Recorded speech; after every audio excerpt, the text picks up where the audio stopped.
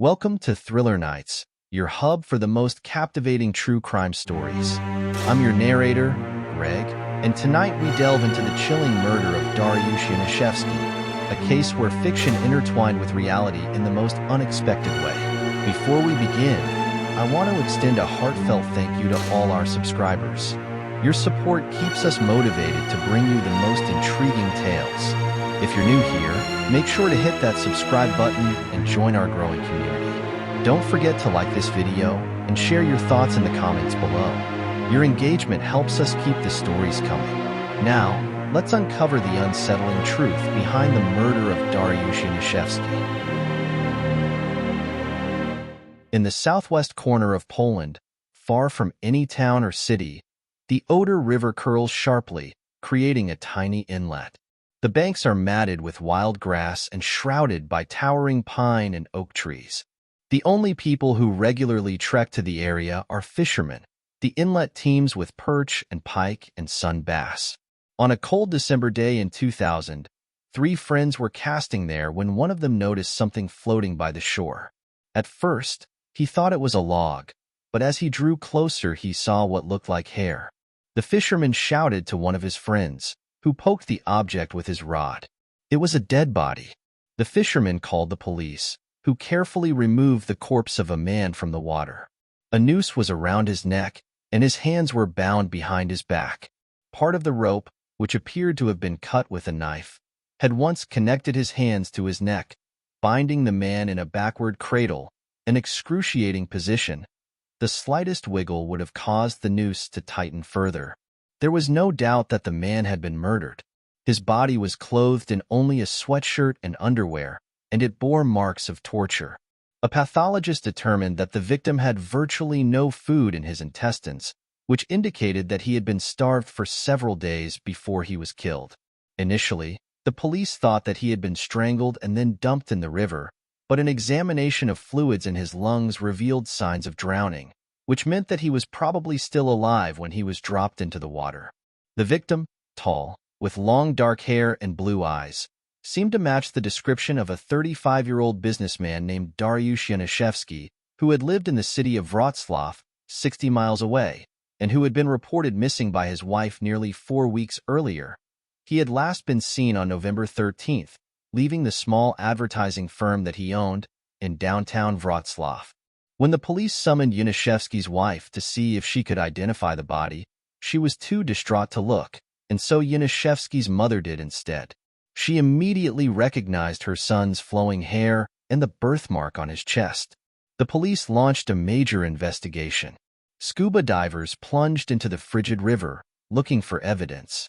Forensic specialists combed the forest. Dozens of associates were questioned, and Janiszewski's business records were examined. Nothing of note was found. Although Janiszewski and his wife, who had wed 8 years earlier, had a brief period of trouble in their marriage, they had since reconciled and were about to adopt a child. He had no apparent debts or enemies, and no criminal record. Witnesses described him as a gentle man, an amateur guitarist who composed music for his rock band. He was not the kind of person who would provoke fights, his wife said. He wouldn't harm anybody. After 6 months, the investigation was dropped because of an inability to find the perpetrator or perpetrators, as the prosecutor put it in his report. Janiszewski's family hung a cross on an oak tree near where the body was found, one of the few reminders of what the Polish press dubbed the perfect crime. One afternoon in the fall of 2003, Jacek Wroblewski, a 38-year-old detective in the Wrocław Police Department, unlocked the safe in his office, where he stored his files, and removed a folder marked Janiszewski. It was getting late, and most members of the department would soon be heading home, their thick wooden doors clapping shut, one after the other, in the long stone corridor of the fortress-like building, which the Germans had built in the early 20th century, when Wrocław was still part of Germany. The building has underground tunnels leading to the jail and the courthouse, across the street. Wroblewski, who preferred to work late at night, kept by his desk a coffee pot and a small refrigerator. That was about all he could squeeze into the cell-like room, which was decorated with wall-sized maps of Poland and with calendars of scantily clad women which he took down when he had official visitors. The Janiszewski case was 3 years old and had been handed over to Wroblewski's unit by the local police who had conducted the original investigation. The unsolved murder was the coldest of cold cases, and Wroblewski was drawn to it. He was a tall, lumbering man with a pink, fleshy face and a burgeoning paunch. He wore ordinary slacks and a shirt to work instead of a uniform, and there was a simplicity to his appearance which he used to his advantage. People trusted him because they thought that they had no reason to fear him. Even his superiors joked that his cases must somehow solve themselves. Jacek is Jack in English, and Wróbel means sparrow. And so his colleagues called him Jack Sparrow, the name of the Johnny Depp character in Pirates of the Caribbean. Wroblewski liked to say in response, "I'm more of an eagle." After Wroblewski graduated from high school in 1984, he began searching for his purpose in life, as he put it, working variously as a municipal clerk, a locksmith, a soldier, an aircraft mechanic, and, in defiance of the communist government, a union organizer allied with Solidarity. In 1994, 5 years after the communist regime collapsed, he joined the newly refashioned police force. Salaries for police officers in Poland were, and remain, dismal. A rookie earns only a few $1,000s a year, and Wroblewski had a wife and 2 children to support. Still, he had finally found a position that suited him. A man with a stark Catholic vision of good and evil, he relished chasing criminals, and after putting away his first murderer, he hung a pair of goat horns on his office wall to symbolize the capture of his prey. During his few free hours, he studied psychology at a local university. He wanted to understand the criminal mind. Wroblewski had heard about the murder of Janiszewski, but he was unfamiliar with the details, and he sat down at his desk to review the file. He knew that, in cold cases, the key to solving the crime is often an overlooked clue buried in the original file. He studied the pathologist's report and the photographs of the crime scene. The level of brutality, Wroblewski thought, suggested that the perpetrator, or perpetrators, had a deep grievance against Janiszewski. Moreover, the virtual absence of clothing on Janiszewski's battered body indicated that he had been stripped in an attempt to humiliate him. There was no evidence of sexual abuse. According to Janiszewski's wife, her husband always carried credit cards, but they had not been used after the crime. Another indication that this was no mere robbery. Wroblewski read the various statements that had been given to the local police. The most revealing was from Janiszewski's mother, who had worked as a bookkeeper in his advertising firm. On the day that her son disappeared, she stated, a man had called the office at around 9:30 a.m., looking for him. The caller made an urgent request. "Could you make 3 signs, quite big ones, and the third one as big as a billboard?" he asked.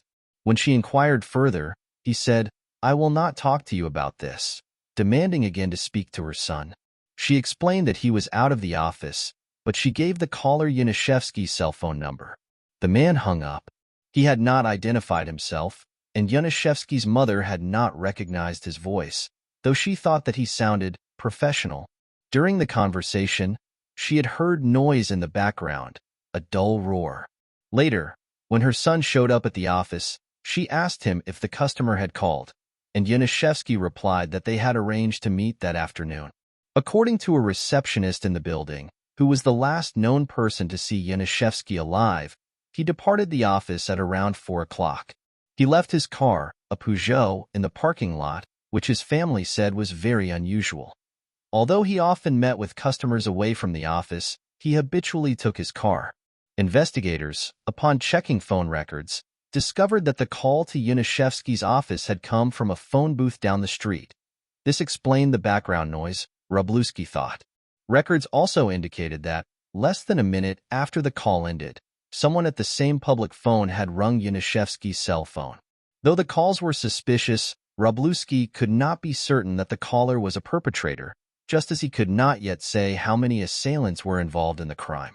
Janiszewski was more than 6 feet tall and weighed some 200 pounds, and tying him up and disposing of his body may have required accomplices. The receptionist reported that when Janiszewski left the office, she had seen 2 men seemingly trailing him, though she could not describe them in any detail. Whoever was behind the abduction, Wroblewski thought, had been extremely organized and shrewd. The mastermind, Wroblewski assumed it was a man, based on the caller's voice, must have studied Janiszewski's business routine and known how to lure him out of his office and, possibly, into a car. Wroblewski pored over the materials, trying to find something more, yet he remained stymied. After several hours, he locked the file in his safe, but over the next several days and nights he took it out again and again. At one point, he realized that Janiszewski's cell phone had never been found.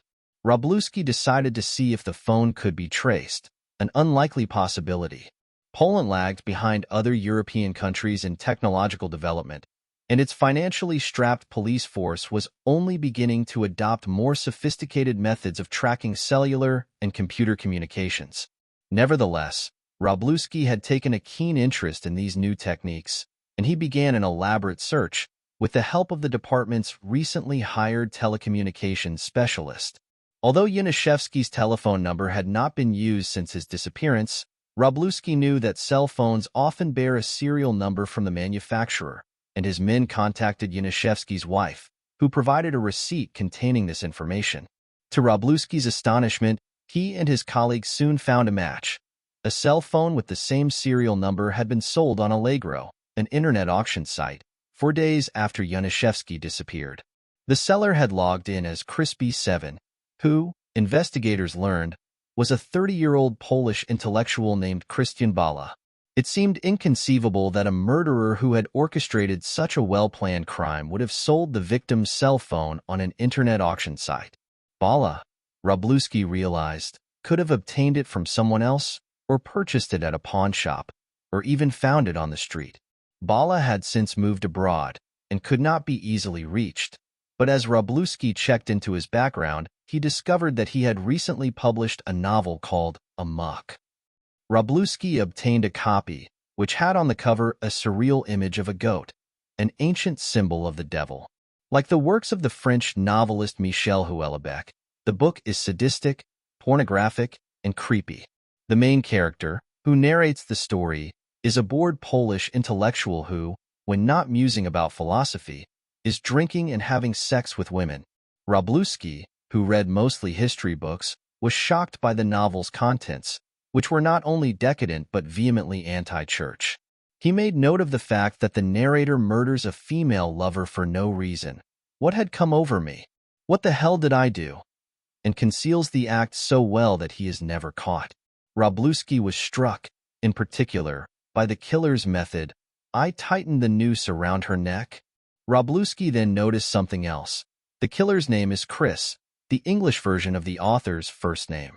It was also the name that Krystian Bala had posted on the internet auction site. Wroblewski began to read the book more closely, a hardened cop turned literary detective. 4 years earlier, in the spring of 1999, Krystian Bala sat in a cafe in Wrocław, wearing a 3-piece suit. He was going to be filmed for a documentary called Young Money, about the new generation of businessmen in the suddenly freewheeling Polish capitalist system. Bala, who was then 26, had been chosen for the documentary because he had started an industrial cleaning business that used advanced machinery from the United States. Though Bala had dressed up for the occasion, he looked more like a brooding poet than like a businessman. He had dark, ruminative eyes and thick curly brown hair. Slender and sensitive-looking, he was so handsome that his friends had nicknamed him Amour. He chain-smoked and spoke like a professor of philosophy, which is what he had trained, and still hoped, to become. I don't feel like a businessman, Bala later told the interviewer, adding that he had always dreamed of an academic career. He had been the equivalent of high school valedictorian and, as an undergraduate at the University of Wrocław, which he attended from 1992 to 1997, he was considered one of the brightest philosophy students. The night before an exam, while other students were cramming, he often stayed out drinking and carousing, only to show up the next morning, disheveled and hungover, and score the highest marks. One time, I went out with him and nearly died taking the exam, his close friend and former classmate Lothar Rosinski, who now teaches philosophy at another university in Wrocław, recalls. Beata Siaraka, who was one of Bala's philosophy professors, says that he had a voracious appetite for learning and an inquisitive, rebellious mind. Bala, who often stayed with his parents in Chajno, a provincial town outside Wrocław, began bringing home stacks of philosophy books, lining the hallways and filling the basement. Poland's philosophy departments had long been dominated by Marxism, which, like liberalism, is rooted in Enlightenment notions of reason and in the pursuit of universal truths. Bala, however, was drawn to the radical arguments of Ludwig Wittgenstein, who maintained that language, like a game of chess, is essentially a social activity. Bala often referred to Wittgenstein as my master. He also seized on Friedrich Nietzsche's notorious contention that there are no facts, only interpretations, and that truths are illusions which we have forgotten are illusions. For Bala, such subversive ideas made particular sense after the collapse of the Soviet Empire, where language and facts had been wildly manipulated to create a false sense of history. The end of communism marked the death of one of the great meta-narratives, Bala later told me, paraphrasing the postmodernist Jean-François Lyotard. Bala once wrote in an email to a friend, "Read Wittgenstein and Nietzsche 20 times each." Bala's father, Stanislaw, who was a construction worker and a taxi driver, "I'm a simple, uneducated man," he says, was proud of his son's academic accomplishments. Still, he occasionally wanted to throw away Krystian's books and force him to plant with me in the garden. Stanislaw sometimes worked in France, and during the summer Krystian frequently went with him to earn extra money for his studies. He would bring suitcases stuffed with books, Stanislaw recalls. He would work all day and study through the night. I used to joke that he knew more about France from books than from seeing it. By then, Bala had become entranced by French postmodernists such as Jacques Derrida and Michel Foucault. He was particularly interested in Derrida's notion that not only is language too unstable to pinpoint any absolute truth, human identity itself is the malleable product of language. Bala wrote a thesis about Richard Rorty, the American philosopher who famously declared, "The guise of convincing your peers is the very face of truth itself." Bala interpreted these thinkers idiosyncratically, pulling threads here and there, and often twisting and turning and distorting them, until he had braided them into his own radical philosophy.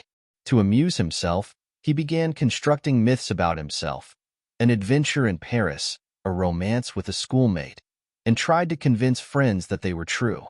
He would tell these tall stories about himself, Rosinsky says. If he told one person, and that person then told someone else, who told someone else, it became true. It existed in the language. Rosinsky adds, Krystian even had a term for it. He called it mythocreativity. Before long, friends had trouble distinguishing his real character from the one he had invented. In an email to a friend, Bala said, "If I ever write an autobiography, it will be full of myths." Bala cast himself as an enfant terrible who sought out what Foucault had called a limit experience. He wanted to push the boundaries of language and human existence, to break free of what he deemed to be the hypocritical and oppressive truths of Western society, including taboos on sex and drugs. Foucault himself was drawn to homosexual sadomasochism. Bala devoured the works of Georges Bataille, who vowed to brutally oppose all systems, and who once contemplated carrying out human sacrifices, and William Burroughs, who swore to use language to rub out the word, and the Marquis de Sade, who demanded, "Oh man, is it for you to say what is good or what is evil?" Bala boasted about his drunken visits to brothels and his submission to temptations of the flesh. He told friends that he hated conventions and was capable of anything, and he insisted, "I will not live long, but I will live furiously." Some people found such proclamations juvenile, even ridiculous. Others were mesmerized by them. There were legends that no woman could resist him, one friend recalled. Those closest to him regarded his tales simply as playful confabulations. Siaraka, his former professor, says that Bala, in reality, was always kind, energetic, hardworking, and principled. His friend Rosinsky says, Krystian liked the idea of being this Nietzschean Superman, but anyone who knew him well realized that, as with his language games, he was just playing around. In 1995, Bala, belying his libertine posture, married his high school sweetheart, Stanislava, or Stasia, as he called her. Stasia, who had dropped out of high school and worked as a secretary, showed little interest in language or philosophy. Bala's mother opposed the marriage, believing Stasia was ill-suited for her son. "I thought he should at least wait until he had finished his studies," she says. But Bala insisted that he wanted to take care of Stasia, who had always loved him, and in 1997 their son Casper was born. That year, Bala graduated from the university with the highest possible marks and enrolled in its PhD program in philosophy. Although he received a full academic scholarship, he struggled to support his family and soon left school to open his cleaning business. In the documentary on Poland's new generation of businessmen, Bala says, "Reality came and kicked me in the ass." With an air of resignation, he continues, "Once, I planned to paint graffiti on walls. Now I'm trying to wash it off." He was not a good businessman. Whenever money came in, colleagues say, instead of investing it in his company, he spent it. By 2000, he had filed for bankruptcy. His marriage also collapsed. "The basic problem was women," his wife later said. "I knew that he was having an affair." After Stasia separated from him, he seemed despondent and left Poland, traveling to the United States and later to Asia, where he taught English and scuba diving. He began to work intensively on Amok, which encapsulated all his philosophical obsessions. The story mirrors Crime and Punishment, in which Raskolnikov, convinced that he is a superior being who can deliver his own form of justice, murders a wretched pawnbroker. Wouldn't thousands of good deeds make up for one tiny little crime? Raskolnikov asks, If Raskolnikov is a Frankenstein's monster of modernity, then Chris, the protagonist of Amok, is a monster of postmodernity. In his view, not only is there no sacred being, God, if you only existed, you'd see how sperm looks on blood. There is also no truth. Truth is being displaced by narrative.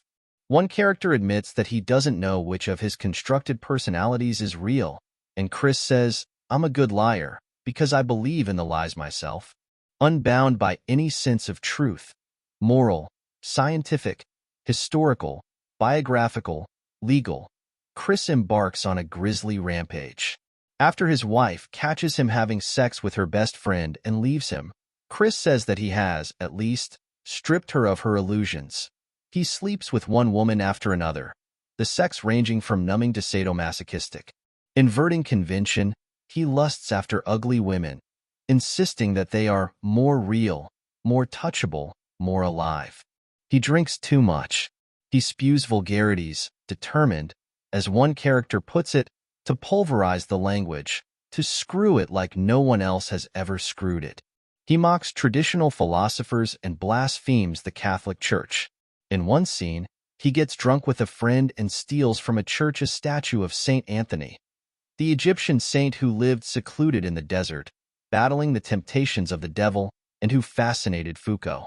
Foucault, describing how Saint Anthony had turned to the Bible to ward off the devil, only to encounter a bloody description of Jews slaughtering their enemies, writes that evil is not embodied in individuals, but incorporated in words, and that even a book of salvation can open the gates to hell.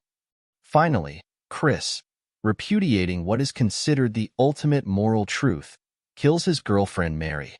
"I tightened the noose around her neck, holding her down with one hand," he says. "With my other hand, I stabbed the knife below her left breast. Everything was covered in blood." He then ejaculates on her.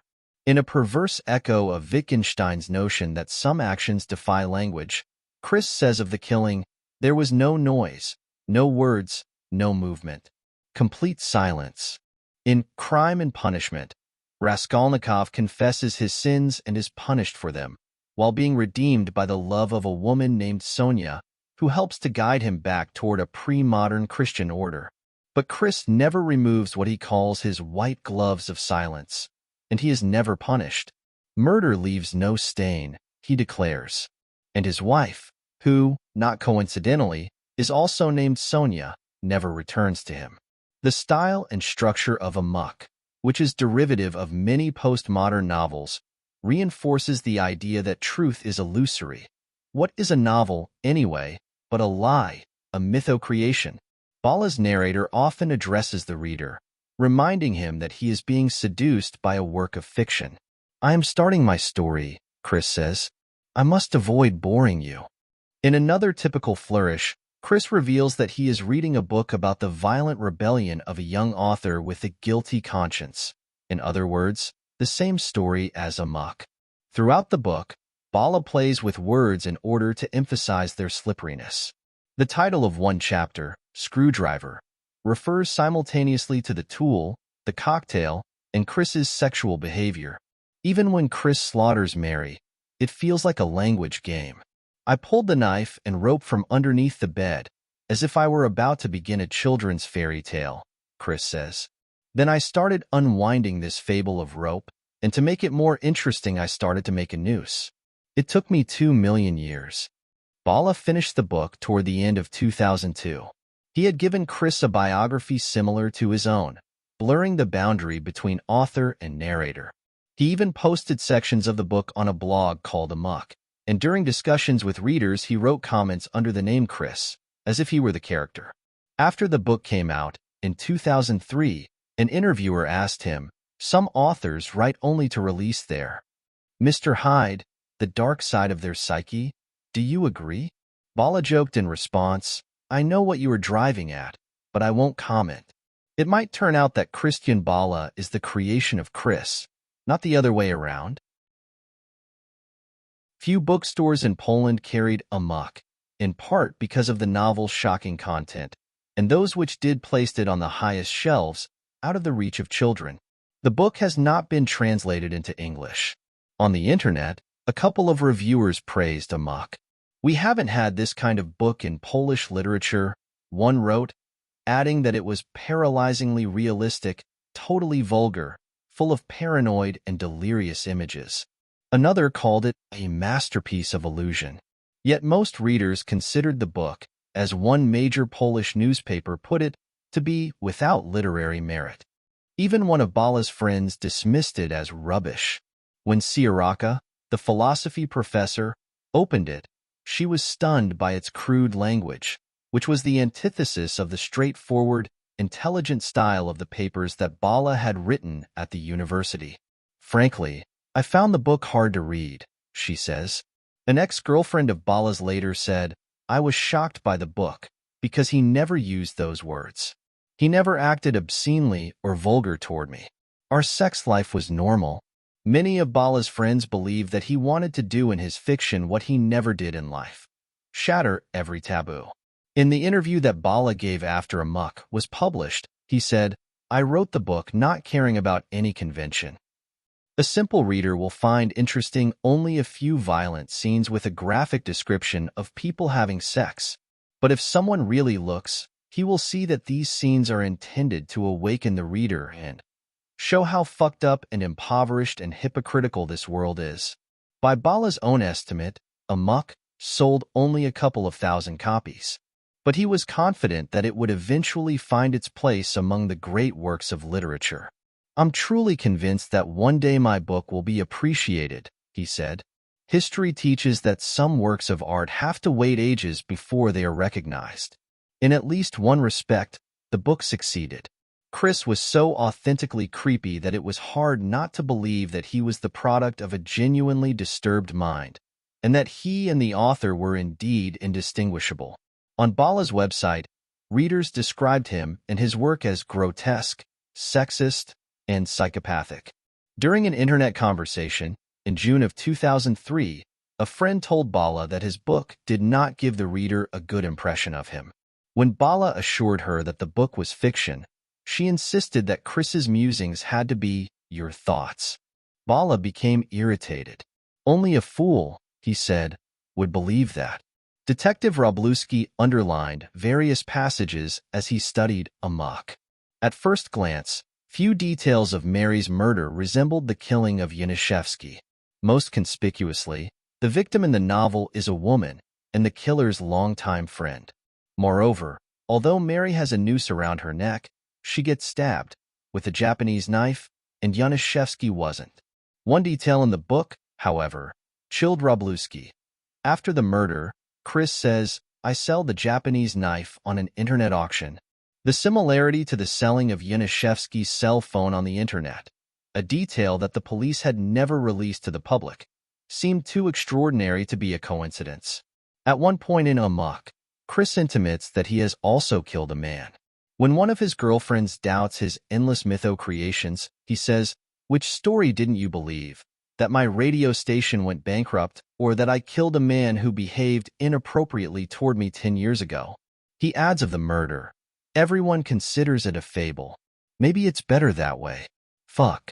Sometimes I don't believe it myself." Wroblewski had never read about postmodernism or language games. For him, facts were as indissoluble as bullets. You either killed someone or you didn't. His job was to piece together a logical chain of evidence that revealed the irrefutable truth. But Wroblewski also believed that, in order to catch a killer, you had to understand the social and psychological forces that had formed him. And so, if Bala had murdered Janiszewski or participated in the crime, as Wroblewski now fully suspected, then Wroblewski, the empiricist, would have to become a postmodernist. To the surprise of members of his detective squad, Wroblewski made copies of the novel and handed them out. Everyone was assigned a chapter to interpret, to try to find any clues, any coded messages, any parallels with reality. Because Bala was living outside the country, Wroblewski warned his colleagues not to do anything that might alarm the author. Wroblewski knew that if Bala did not voluntarily return home to see his family, as he periodically did, it would be virtually impossible for the Polish police to apprehend him. At least for the moment, the police had to refrain from questioning Bala's family and friends. Instead, Wroblewski and his team combed public records and interrogated Bala's more distant associates, constructing a profile of the suspect, which they then compared with the profile of Chris in the novel. Wroblewski kept an unofficial scorecard. Both Bala and his literary creation were consumed by philosophy, had been abandoned by their wives, had a company go bankrupt, traveled around the world, and drank too much. Wroblewski discovered that Bala had once been detained by the police, and when he obtained the official report it was as if he had already read it. As Bala's friend Powell, who was detained with him, later testified in court, "Krystian came to me in the evening and had a bottle with him. We started drinking. Actually, we drank till dawn." Powell went on, "The alcohol ran out, so we went to a store to buy another bottle. As we were returning from the shop we passed by a church, and this is when we had a very stupid idea." "What idea did you have?" the judge asked him. "We went into the church and we saw St. Anthony's figure, and we took it." "What for?" the judge inquired. "Well, we wanted a third person to drink with." Krystian said afterward that we were crazy. In the novel, when the police catch Chris and his friend drinking beside the statue of St. Anthony, Chris says, "We were threatened by prison. I was speechless. I do not feel like a criminal, but I became one. I had done much worse things in my life and never suffered any consequences." Wroblewski began to describe Amok as a road map to a crime, but some authorities objected that he was pushing the investigation in a highly suspect direction. The police asked a criminal psychologist to analyze the character of Chris in order to gain insight into Bala. The psychologist wrote in her report, "The character of Chris is an egocentric man with great intellectual ambitions. He perceives himself as an intellectual with his own philosophy, based on his education and high IQ. His way of functioning shows features of psychopathic behavior. He is testing the limits to see if he can actually carry out his sadistic fantasies. He treats people with disrespect, considers them to be intellectually inferior to himself, uses manipulation to fulfill his own needs, and is determined to satiate his sexual desires in a hedonistic way. If such a character were real, a true living person, his personality could have been shaped by a highly unrealistic sense of his own worth. It could also be a result of psychological wounds and his insecurities as a man, pathological relationships with his parents, or unacceptable homosexual tendencies. The psychologist acknowledged the links between Bala and Chris, such as divorce and philosophical interests, but cautioned that such overlaps were common with novelists. And she warned, basing an analysis of the author on his fictional character would be a gross violation. Wroblewski knew that details in the novel did not qualify as evidence. They had to be corroborated independently. So far, though, he had only one piece of concrete evidence linking Bala to the victim: the cell phone. In February 2002, the Polish television program 997, which, like America's Most Wanted, solicits the public's help in solving crimes. 997 is the emergency telephone number in Poland, aired a segment devoted to Janiszewski's murder. Afterward, the show posted on its website the latest news about the progress of the investigation and asked for tips. Wroblewski and his men carefully analyzed the responses. Over the years, hundreds of people had visited the website, from places as far away as Japan, South Korea, and the United States. Yet the police didn't turn up a single fruitful lead. When Wroblewski and the telecommunications expert checked to see if Bala had purchased or sold any other items on the internet while logged on as Chris B7, they made a curious discovery. On October 17, 2000, a month before Janiszewski was kidnapped, Bala had clicked on the Allegro auction site for a police manual called Accidental, Suicidal, or Criminal Hanging. Hanging a mature, conscious, healthy, and physically fit person is very difficult even for several people. The manual stated and described various ways that a noose might be tied. Bala did not purchase the book on Allegro, and it was unclear if he obtained it elsewhere, but that he was seeking such information was, at least to Wroblewski, a sign of premeditation. Still, Wroblewski knew that if he wanted to convict Bala of murder, he would need more than the circumstantial evidence he had gathered. He would need a confession. Bala remained abroad, supporting himself by publishing articles in travel magazines and by teaching English and scuba diving. In January of 2005, while visiting Micronesia, he sent an email to a friend saying, "I'm writing this letter from paradise." Finally, that fall, Wroblewski learned that Bala was coming home.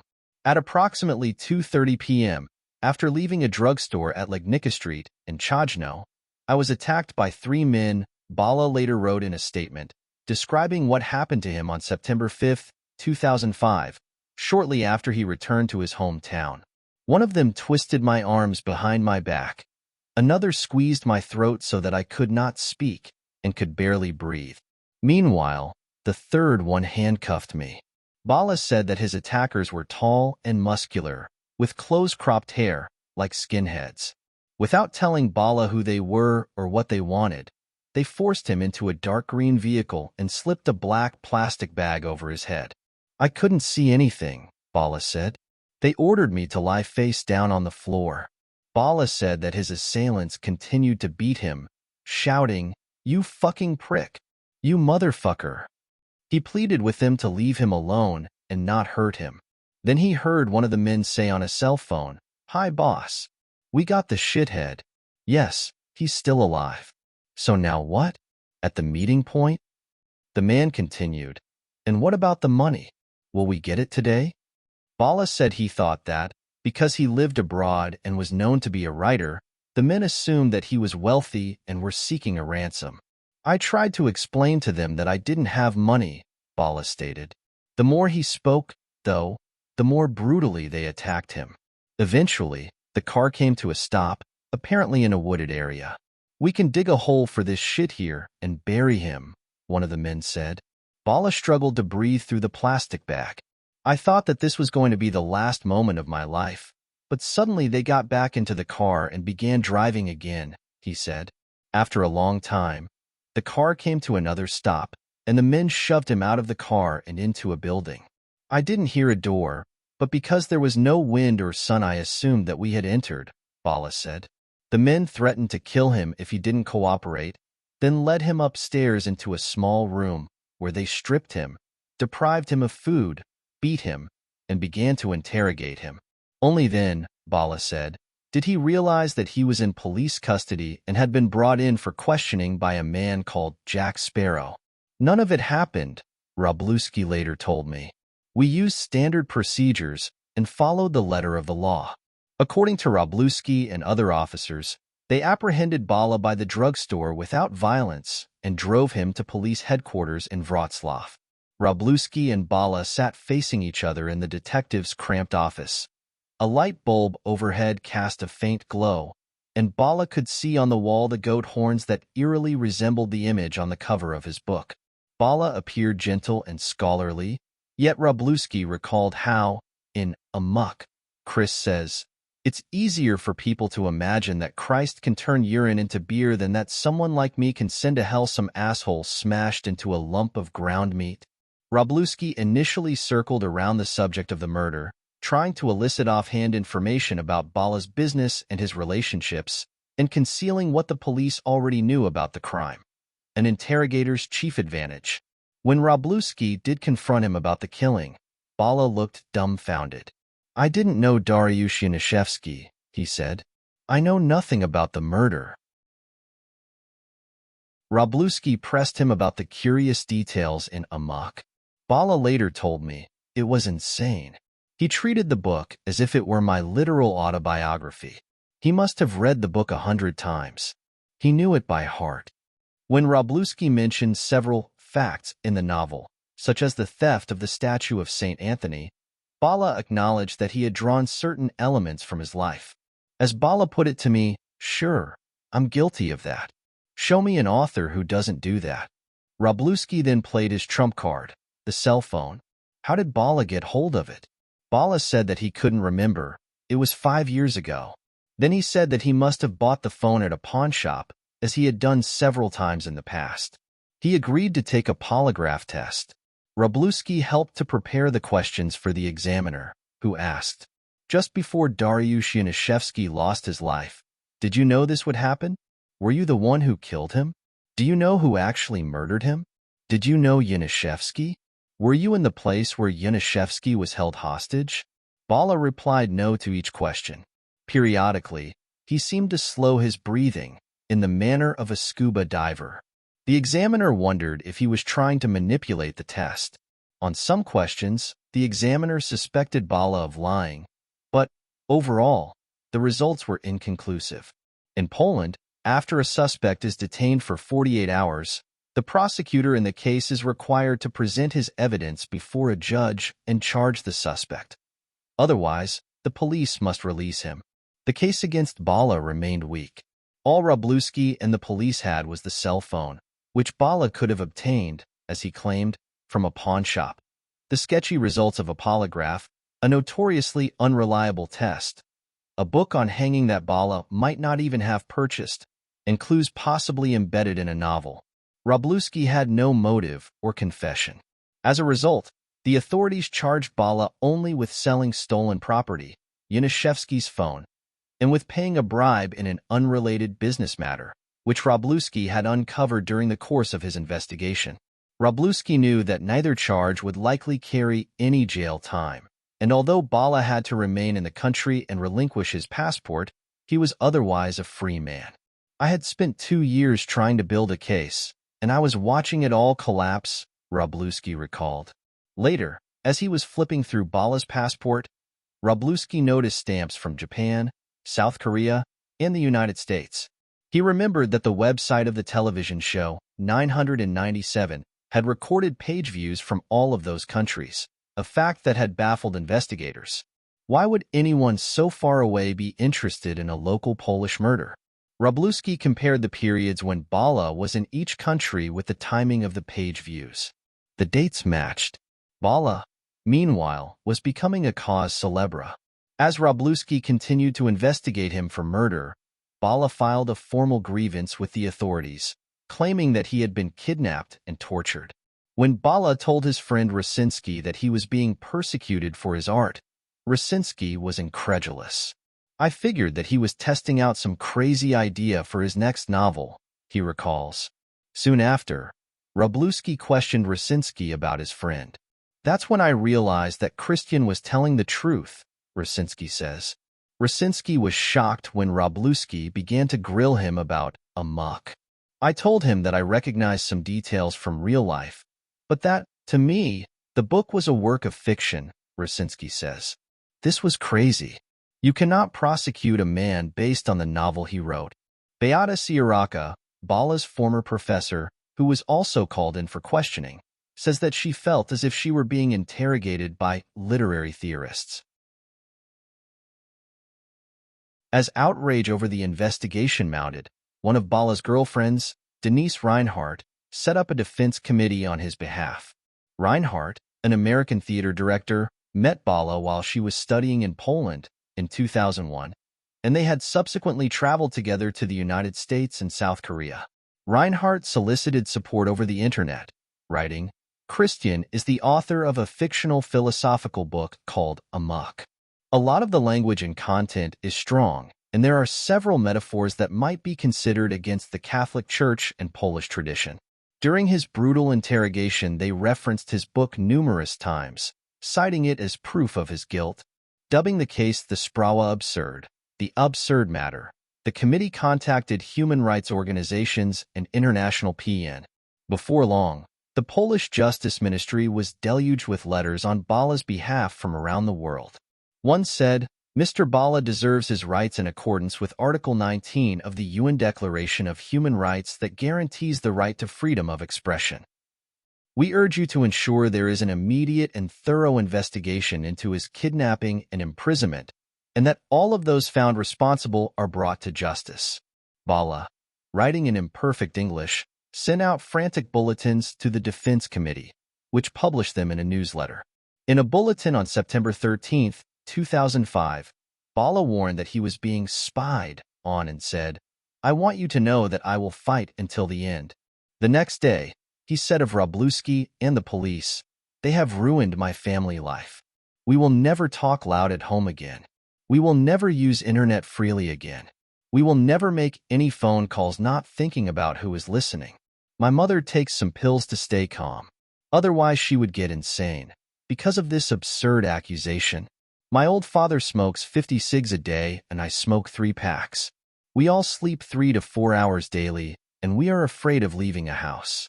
Every single bark of our little dog alerts us and we don't know what or who to expect. It's a terror. Quiet terror." The Polish authorities, meanwhile, had launched an internal investigation into Bala's allegations of mistreatment. In early 2006, after months of probing, the investigators declared that they had found no corroborating evidence. In this instance, they insisted Bala's tale was indeed a mythocreation. "I have infected you," Chris warns the reader at the beginning of Amok. "You will not be able to get free of me." Wroblewski remained haunted by one riddle in the novel, which, he believed, was crucial to solving the case. A character asks Chris, "Who was the one-eyed man among the blind?" The phrase derives from Erasmus, 1469 to 1536, the Dutch theologian and classical scholar, who said, "In the kingdom of the blind, the one-eyed man is king." Who in Amok, Wroblewski wondered, was the one-eyed man, and who were the blind men? In the novel's last line, Chris suddenly claims that he has solved the riddle, explaining, "This was the one killed by blind jealousy."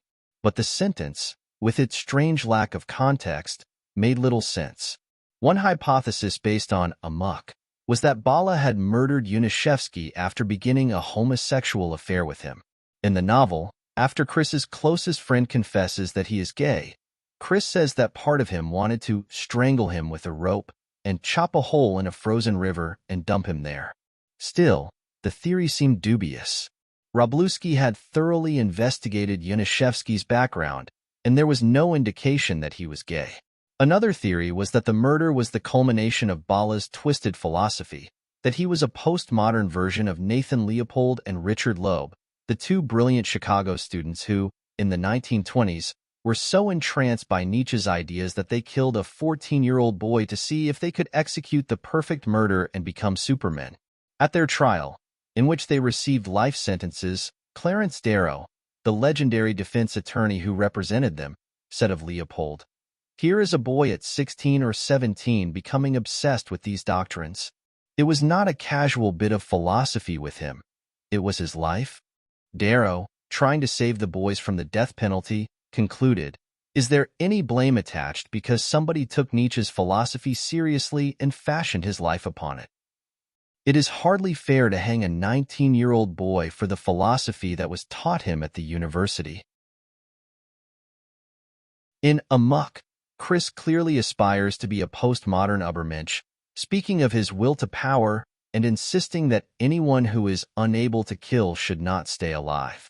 Yet these sentiments did not fully explain the murder of the unknown man in the novel, who, Chris says, had behaved inappropriately toward him. Chris, alluding to what happened between them, says teasingly, "Maybe he didn't do anything significant, but the most vicious devil is in the details." If Bala's philosophy had justified, in his mind, a break from moral constraints, including the prohibition on murder, these passages suggested that there was still another motive, a deep personal connection to the victim, something that the brutality of the crime also indicated. With Bala unable to leave Poland, Wroblewski and his team began to question the suspect's closest friends and family.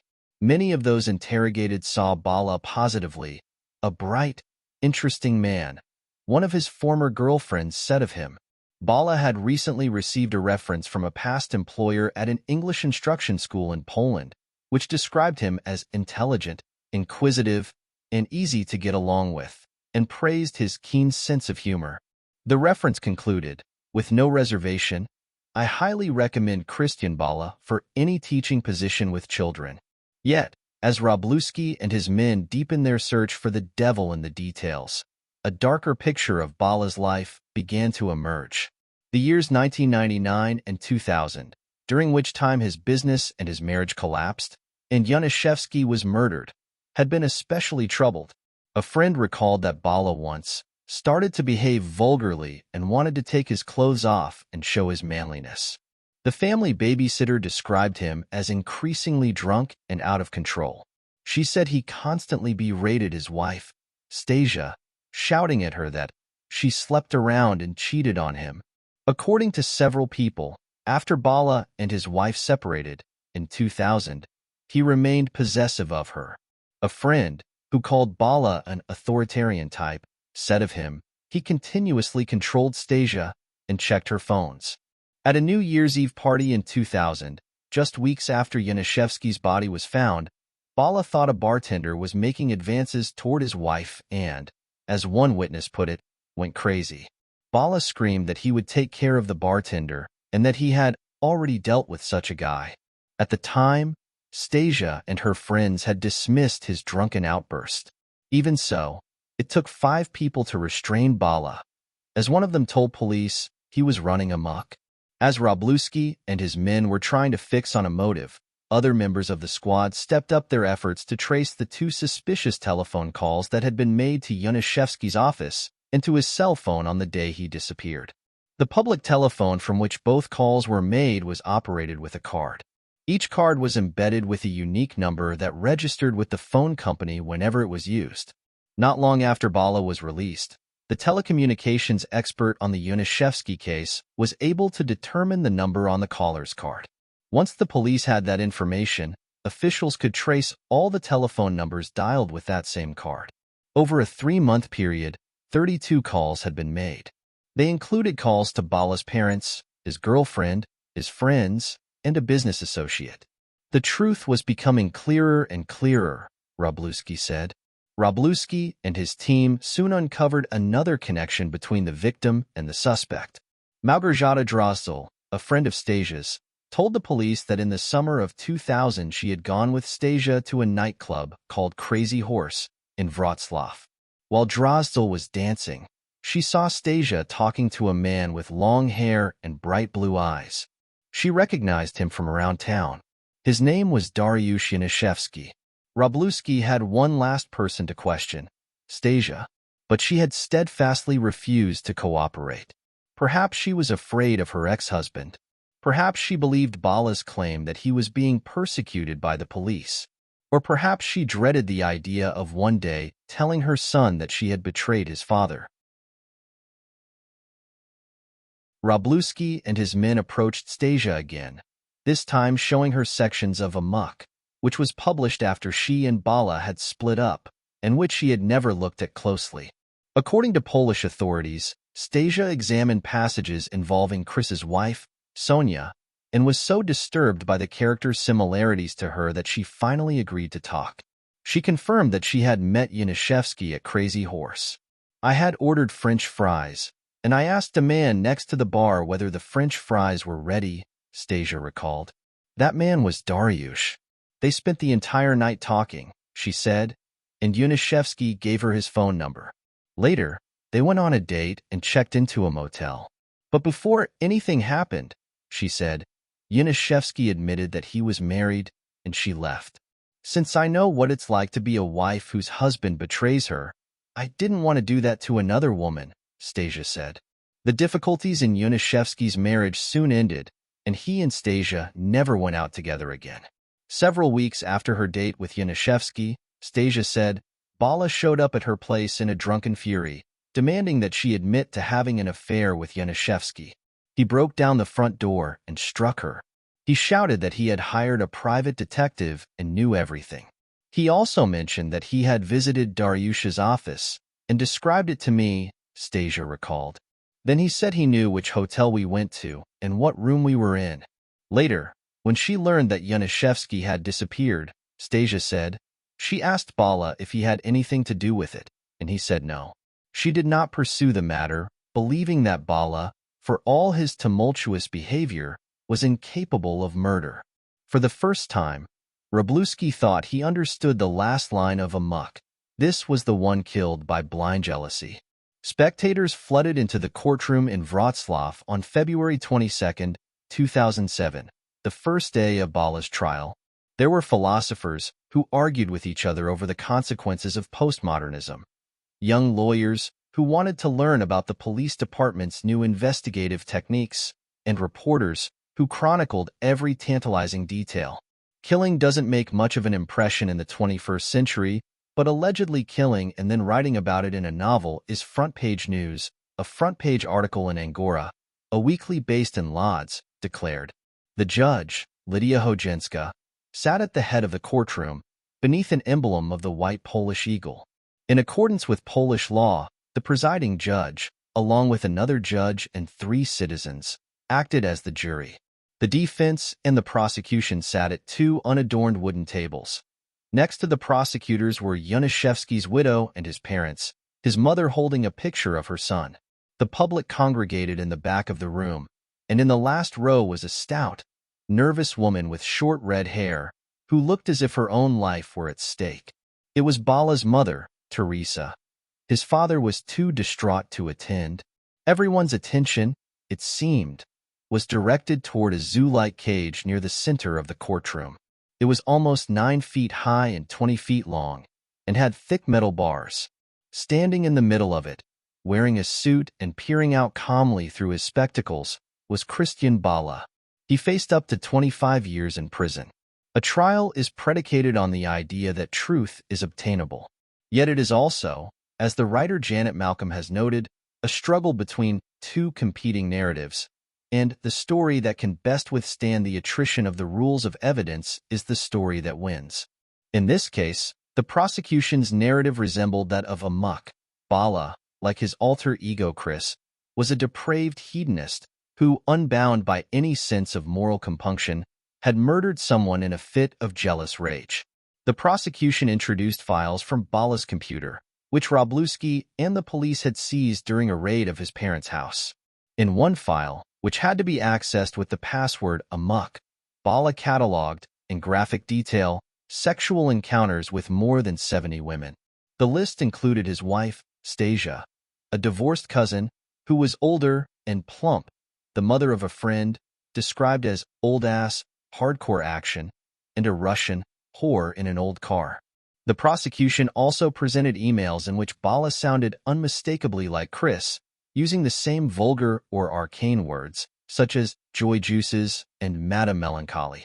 In an angry email to Stasia, Bala wrote, "Life is not only screwing, darling," which echoed Chris's exclamation, "Fucking is not the end of the world, Mary." A psychologist testified that every author put some part of his personality into his artistic creation, and that Chris and the defendant shared sadistic qualities. During all this, Bala sat in the cage, taking notes on the proceedings or looking curiously out at the crowd. At times, he seemed to call into question the premise that the truth can be discerned. Under Polish law, the defendant can ask questions directly of the witnesses, and Bala eagerly did so, his professorial inquiries often phrased to reveal the darity and instability of their testimony. When a former girlfriend testified that Bala once went out on her balcony drunk and acted as if he were on the verge of committing suicide, he asked her if her words might have multiple interpretations.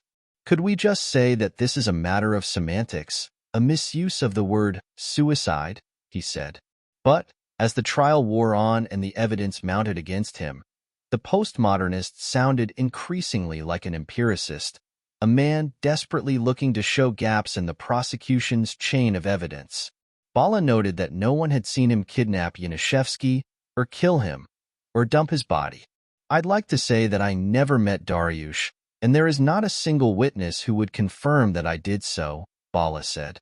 He complained that the prosecution was taking random incidents in his personal life and weaving them into a story that no longer resembled reality. The prosecutors were constructing a mytho-creation, or, as Bala's defense attorney put it to me, the plot of a novel. According to the defense, the police and the media had been seduced by the most alluring story rather than by the truth. Stories about the case had appeared under headlines such as "Truth Stranger Than Fiction" and "Murder," he wrote. Bala had long subscribed to the postmodernist notion of the death of the author, that an author has no more access to the meaning of his literary work than anyone else. Yet, as the prosecution presented to the jury potentially incriminating details from Amok, Bala complained that his novel was being misinterpreted. He insisted that the murder of Mary was simply a symbol of the destruction of philosophy, and he made one last attempt to assert authorial control. As he later put it to me, "I'm the fucking author. I know what I meant." In early September, the case went to the jury. Bala never took the stand, but in a statement he said, "I do believe the court will make the right decision and absolve me of all the charges." Wroblewski, who had been promoted to inspector, showed up in court, hoping to hear the verdict. "Even when you're sure of the facts, you wonder if someone else will see them the same way you do," he told me. At last, the judges and jurors filed back into the courtroom. Bala's mother waited anxiously. She had never read Amok, which contains a scene of Chris fantasizing about raping his mother. "I started to read the book, but it was too hard," she told me. "If someone else had written the book, maybe I would have read it, but I'm his mother." Bala's father appeared in the courtroom for the first time. He had read the novel, and though he had trouble understanding parts of it, he thought it was an important work of literature. "You can read it 10, 20 times, and each time discover something new in it," he said. On his copy, Bala had written an inscription to both his parents. It said, "Thank you for your forgiveness of all my sins." As Judge Hojenska read the verdict, Bala stood perfectly straight and still. Then came the one unmistakable word, "guilty." The gray cinderblock prison in Wrocław looks like a relic of the Soviet era. After I slipped my visitors past through a tiny hole in the wall, a disembodied voice ordered me to the front of the building, where a solid gate swung open and a guard emerged, blinking in the sunlight. The guard waved me inside as the gate slammed shut behind us. After being searched, I was led through several dank, interlocking chambers and into a small visitor's room with dingy wooden tables and chairs. Conditions in Polish prisons are notorious. Because of overcrowding, as many as 7 people are often kept in a single cell. In 2004, prison inmates in Wrocław staged a 3-day hunger strike to protest overcrowding, poor food, and insufficient medical care. Violence is also a problem. Only a few days before I arrived, I was told a visitor had been stabbed to death by an inmate. In the corner of the visitor's room was a slender, handsome man with wire-rimmed glasses and a navy blue artist's smock over a t-shirt that said University of Wisconsin. He was holding a book and looked like an American student abroad, and it took me a moment to realize that I was staring at Krystian Bala. "I'm glad you could come," he said as he shook my hand, leading me to one of the tables. "This whole thing is farce, like something out of Kafka." He spoke clear English but with a heavy accent, so that his S-E-S sounded like Z-S. Sitting down, he leaned across the table, and I could see that his cheeks were drawn. He had dark circles around his eyes, and his curly hair was standing up in front, as if he had been anxiously running his fingers through it. "I am being sentenced to prison for 25 years for writing a book, he said. "It is ridiculous. It is bullshit. Excuse my language, but that is what it is. Look, I wrote a novel, a crazy novel. Is the book vulgar? Yes. Is it obscene? Yes. Is it bawdy? Yes. Is it offensive? Yes. I intended it to be. This was a work of provocation." He paused, searching for an example, then added, "I wrote, for instance, that it would be easier for Christ to come out of a woman's womb than for me." He stopped, catching himself. "I mean, for the narrator to fuck her. You see, this is supposed to offend." He went on, "What is happening to me is like what happened to Salman Rushdie." As he spoke, he placed the book that he was carrying on the table. It was a worn, battered copy of Amok. When I asked Bala about the evidence against him, such as the cell phone and the calling card, he sounded evasive and, at times, conspiratorial. "The calling card is not mine," he said. "Someone is trying to set me up. I don't know who yet, but someone is out to destroy me." His hand touched mine. "Don't you see what they are doing? They are constructing this reality and forcing me to live inside it." He said that he had filed an appeal, which cited logical and factual inconsistencies in the trial. For instance, one medical examiner said that Janiszewski had drowned, whereas another insisted that he had died of strangulation. The judge herself had admitted that she was not sure if Bala had carried out the crime alone or with an accomplice. When I asked him about Amok, Bala became animated and gave direct and detailed answers. "The thesis of the book is not my personal thesis," he said. "I'm not an anti-feminist. I'm not a chauvinist. I'm not heartless. Chris, in many places, is my anti-hero." Several times, he pointed to my pad and said, "Put this down," or "This is important." As he watched me taking notes, he said, with a hint of awe, "You see how crazy this is? You are here writing a story about a story I made up about a murder that never happened." On virtually every page of his copy of Amok, he had underlined passages and scribbled notations in the margins. Later, he showed me several scraps of paper on which he had drawn elaborate diagrams revealing his literary influences. It was clear that, in prison, he had become even more consumed by the book. "I sometimes read pages aloud to my cellmates," he said. One question that was never answered at the trial still hovered over the case. Why would someone commit a murder and then write about it in a novel that would help to get him caught?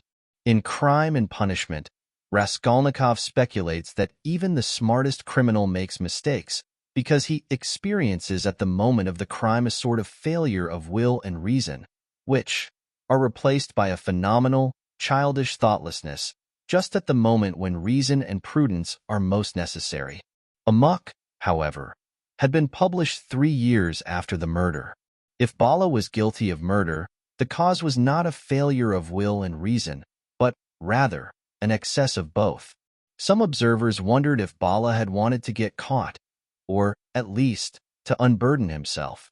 In Amok, Chris speaks of having a guilty conscience, and of his desire to remove his white gloves of silence. Though Bala maintained his innocence, it was possible to read the novel as a kind of confession.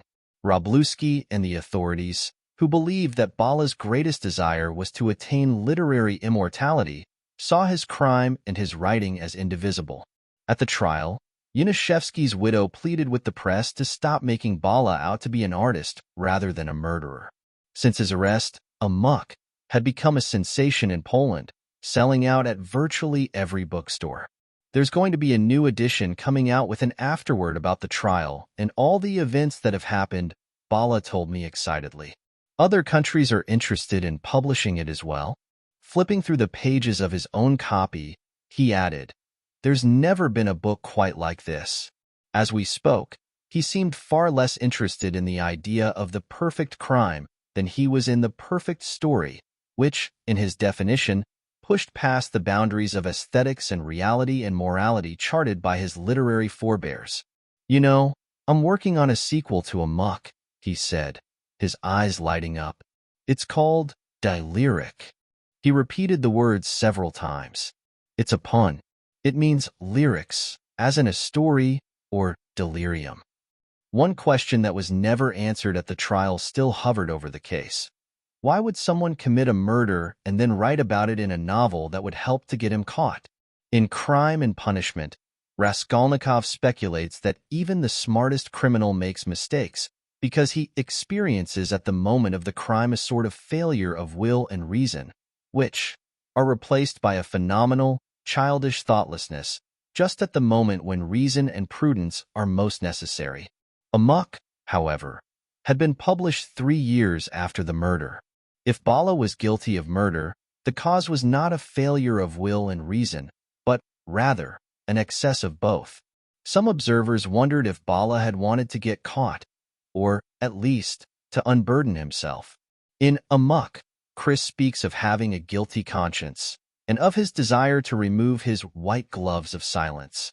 Though Bala maintained his innocence, it was possible to read the novel as a kind of confession.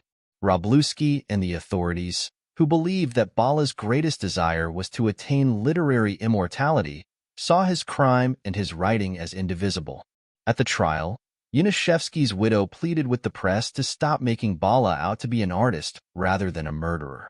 Since his arrest, Amok had become a sensation in Poland, selling out at virtually every bookstore. There's going to be a new edition coming out with an afterword about the trial and all the events that have happened, Bala told me excitedly. Other countries are interested in publishing it as well. Flipping through the pages of his own copy, he added, "There's never been a book quite like this." As we spoke, he seemed far less interested in the idea of the perfect crime than he was in the perfect story, which, in his definition, pushed past the boundaries of aesthetics and reality and morality charted by his literary forebears. "You know, I'm working on a sequel to Amok," he said, his eyes lighting up.